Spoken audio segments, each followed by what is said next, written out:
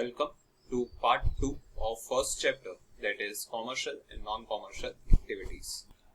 Now let us continue with the next part, that is employment. अभी तक हम लोग ने 3 कॉमर्शियल एक्टिविटीज के क्लासिफिकेशन देखे. सबसे पहला था बिजनेस, जिसके लिए कोई भी क्वालिफिकेशन की रिक्वायरमेंट नहीं थी. सेकंड वाज प्रोफेशन, जिसके लिए qualification, appropriate qualifications and skills and knowledge का रिक्वायरमेंट था. Now we will see about employment. Okay, so employment मतलब क्या? इन जनरल बेसिक मतलब किसी के लिए काम करना, किसी के लिए कुछ जॉब करना, वो एम्प्लॉयमेंट होता है, but with something in expectation या समथिंग इन रिटर्न. ठीक है, हम लोग को सामने कुछ पैसे मिलने चाहिए. Okay fine. So employment is an economic activity. Okay, it is a type of an economic activity or a commercial activity. Here one person appoints another person to complete a job. ठीक है, higher करता है एक person दूसरे person को कुछ काम करने के लिए. Okay, the next point is the person who assigns the work is known as employer and the person who accepts the work is an employee. मतलब जो काम दे रहा है, ठीक है, जो लोगों को हायर कर रहा है, ठीक है, तो वो एम्प्लॉयर हो गया, और जो काम कर रहा है, ठीक है, किसी के लिए, ठीक है, तो वो क्या हो गया? एम्प्लॉय. ठीक है, तो एक सुपीरियर सबऑर्डिनेट का रिलेशन है. सुपीरियर एम्प्लॉयर हुआ और सबऑर्डिनेट एम्प्लॉय हुआ. ठीक है, सो सबऑर्डिनेट या एम्प्लॉय एम्प्लॉयर के लिए काम कर रहा है. ठीक है, तो रेम्यूनरेशन या पैसे, सैलरी किससे लेगा? डेफिनेटली एम्प्लॉयर से लेगा. So remunerations and terms and conditions are agreed by both of them. ठीक है, जो एम्प्लॉयर एम्प्लॉय को सैलरी पे कर रहा है उसमें दोनों का एग्रीमेंट होता है. ठीक है, सिर्फ ऐसा ही नहीं कि एम्प्लॉयर को जो देना है वो दे रहा है और एम्प्लॉय एक्सेप्ट करेगा. नहीं, employee as well as employer दोनों एक्सेप्ट करते हैं terms and conditions and remuneration of the payment and also the work. Okay, now let us see the second distinguish of this chapter, that is between business, profession and employment.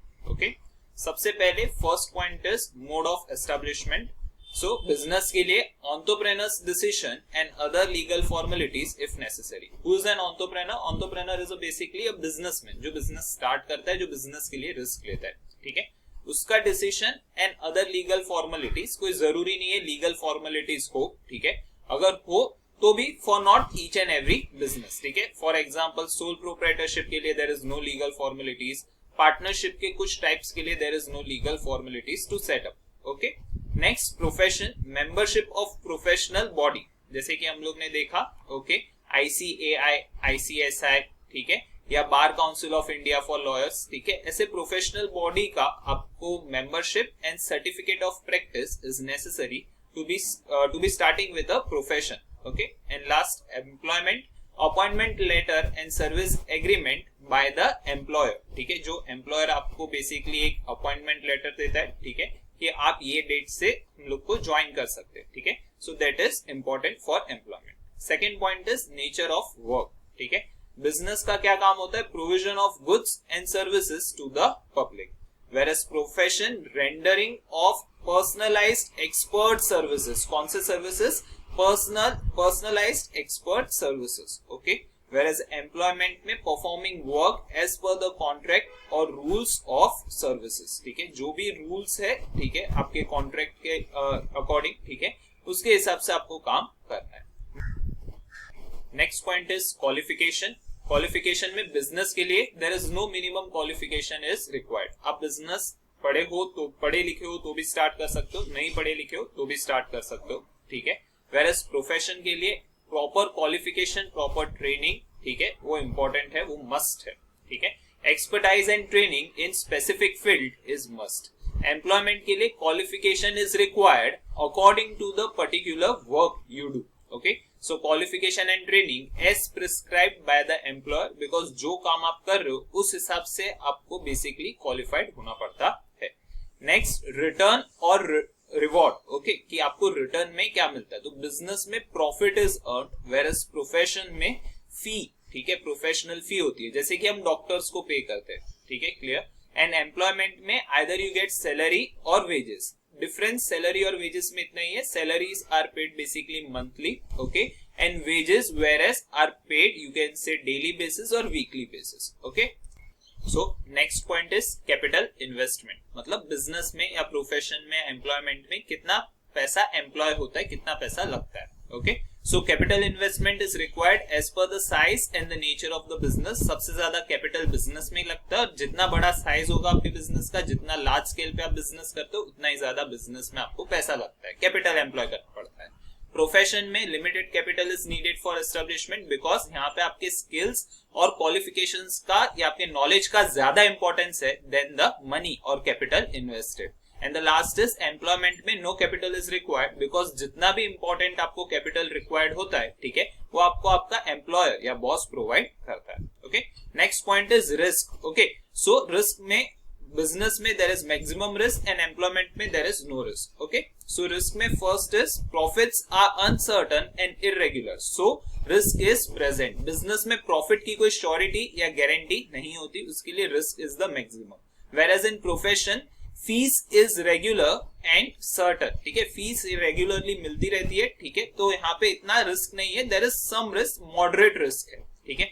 Whereas employment में there is no risk because आपको आपका employer, ठीक है, continuous and regular payment करता रहता है।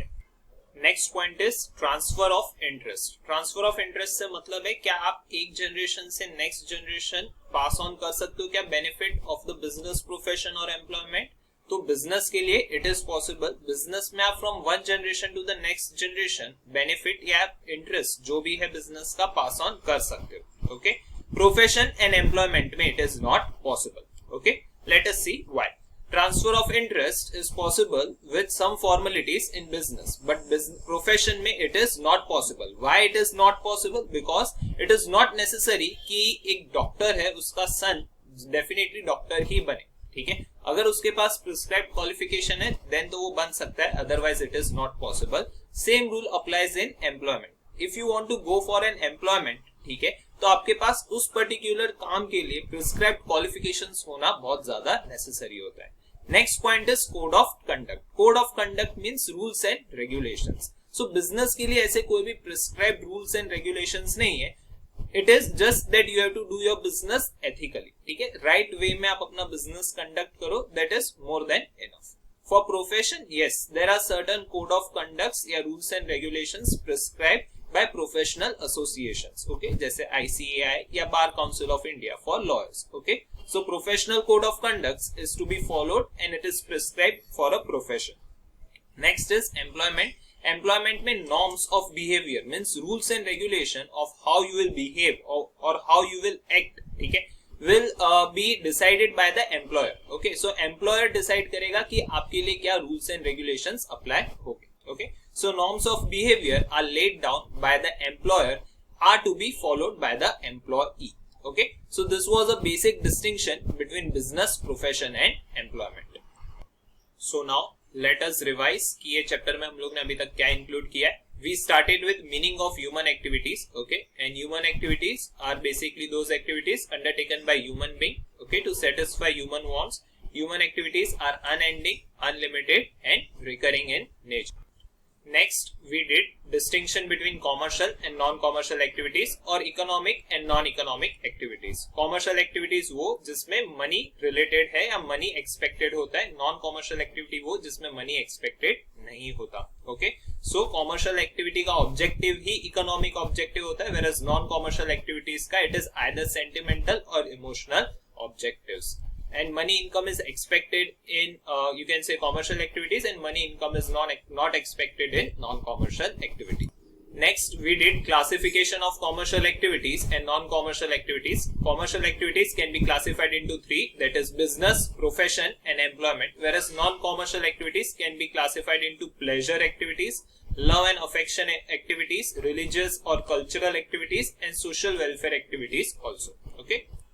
Next हम लोग ने बिजनेस के बारे में पढ़ा था, द रेगुलर प्रोडक्शन और purchase and sale of goods undertaken with an objective of earning profit and acquiring wealth through the satisfaction of human wants. So तीन चीजें मैंने आपको बताई थी, ठीक है, क्लियर, कि सबसे पहले क्या होना चाहिए, एक आपका बोल सकते हो कंटिन्यूटी होना चाहिए बिजनेस में, then you have to continuously deal in goods and services and your objective should be to earn profit. Okay, if you meet this three criteria तो आप बोल सकते हो आप बिजनेस कर रहे हो. ओके, नेक्स्ट इज फीचर्स और कैरेक्टरिस्टिक्स ऑफ बिजनेस. तो सबसे पहले dealing in goods and services. Goods या सर्विस दोनों में आप डील कर सकते हो. It involves production and distribution of goods and services. Risk is involved in business. जरूरी नहीं हमेशा प्रॉफिट हो. टू पार्टीज होती है, एक बायर होता है, एक सेलर होता है. It involves exchange of goods and services for money. Business continuity में रेगुलर बेसिस पे करना है. And business always aims at profit. Next is profession. Profession is that part of economic activity which is undertaken, under which a person uses his knowledge and skills to render services for earning some income. ठीक है, एक professional person हो जिसके पास knowledge हो, skills हो, qualifications हो और appropriate practice हो. ठीक है, 4 things to include. Okay. Next, for being a professional, a person has to acquire certain knowledge, formal education and training. A person practicing a profession is called a professional. Examples है doctors, lawyers, architect, chartered accountant, company secretary, engineers, etc. Next, we did with features and characteristics of profession. The first one was specialized body of knowledge. मतलब हर profession का अपना खुद का एक knowledge का source होता है. Formal education या qualification आपको लेना पड़ता है, training लेना पड़ता है. Restricted entry होता है. You cannot enter a profession unless and until you have passed or you have given certain examination. Okay. And professional associations होते हैं हर particular profession के लिए. जैसे CA के लिए ICAI, CS के लिए ICSI, Cost and Works Accountants के लिए ICWAI, ठीक है, lawyers के लिए Bar Council of India, etc. So next one was employment. Employment means आप किसी के लिए काम करते हो, ठीक है, आप जॉब कर रहे हो किसी के लिए, ठीक है, that is employment and it is an economic activity. Okay, so employment is an economic activity. Here one person appoints another person to complete a job. जो काम दे रहा है वो employer, जो काम कर रहा है वो employee. ठीक है, employee किसके लिए काम कर रहा है? employer के लिए, and he expects something in return which is called as remuneration. ठीक है, remuneration can be in terms of wages or salaries, and employee has to work according to the terms and conditions of the contract of employment. Okay, next we saw comparison between business, profession and employment. Okay, 2 or 3 quick points. First, the qualification. In business no qualification is required, but in profession qualification and you can say proper training is required, and in employment qualification is required according to the job. In business you get in return profits. In profession you can expect fees, and in employment you get wages and salaries. Last point, risk. In business there is maximum risk, in profession there is moderate risk, and in employment there is absolutely no risk, because all risk is borne, or you can say all risk is taken by the employer himself. Okay, that's all for chapter number 1. Thank you.